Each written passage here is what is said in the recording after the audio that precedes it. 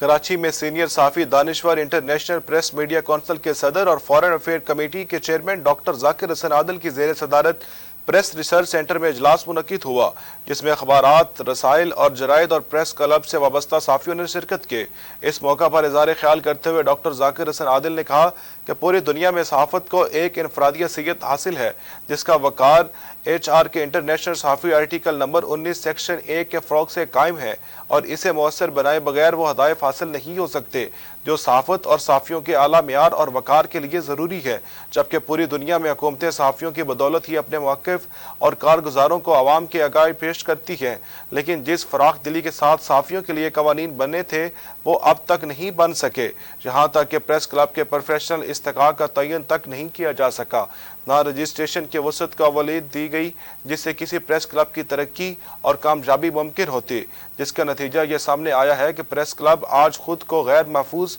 और गैर मुस्तनद समझ रहे हैं और गैर मुनसिफाना हुकूमती मावन की जद में हैं। डॉक्टर जाकिर हसन आदिल ने कहा, यह सब कुछ मुमकिन है, लेकिन इसके लिए सहाफ़ियों को भी हम ख्याल होना होगा और प्रिंट मीडिया और इलेक्ट्रॉनिक मीडिया की तफरीक से निकल कर इंटरनेशनल प्रेस मीडिया कौंसिल की मुल्की और आलमी कोशिशों को समझना होगा।